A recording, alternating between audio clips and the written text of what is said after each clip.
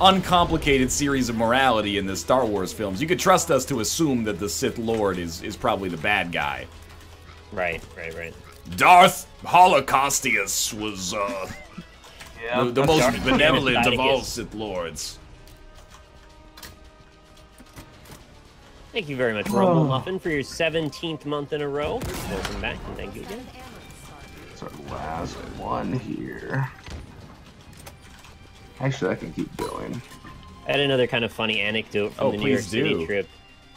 This is a real short one, but so we were walking down the street on the way somewhere. Did you ever say, "Hey, I'm walking here"? I said it when we first got there, and nice. they sort of shoved me for it. No, it's not okay. Yeah, it's not okay. But it was okay because nobody attacked me. I did trip right after I said it though. Oh, that's perfect.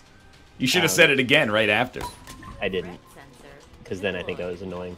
But so we were walking somewhere, and this dude was sort of like running out of some side corridor area, and he went over to somebody else who was sort of standing, sort of waiting for something. He was like, "Yo, you want to buy a Rolex?" Nice. And the guy was like, "Are you serious? Like, you think people still do that?" Did he buy the Rolex? And I just thought it was hilarious. Though? No, he was like confused at why someone would still ask such an obvious thing. Like, obviously you're selling me either a stolen or fake Rolex, so why are we bothering? I don't know, dude. That could be Warren G's Rolex. I feel like it probably isn't. They took his rings and they took his Rolex, and then he looked at the brothers, said, "Damn, what's next?"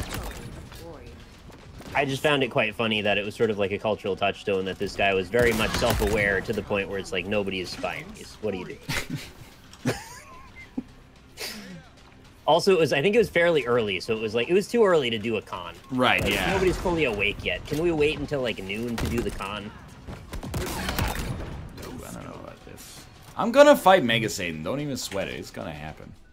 Guys, I forgot I have flying. I just got it a second ago. We're good. Everything's fine.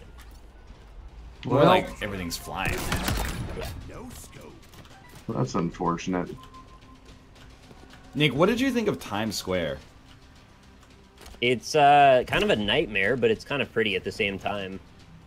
You know, honestly, more than Times Square, Katz's Delicatessen is like the most anxiety-triggering thing, I think, in the entirety of New York City for me. Yeah. It's like the Wall Street of sandwiches, yes. When you walk in, do you have to be like, "Yo, I want this on this right away"? Well, the first thing they do is take you completely off guard, and they hand you a ticket and say, "You may not lose this. This ticket is how you pay." And they say, even if you don't buy anything, you can't lose this ticket. It's extremely important. So already I'm like, all right, what are we doing here? No pressure.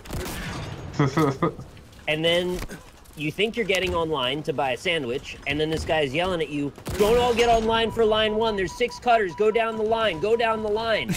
And there's about 500 people all vying for some line you can't even see.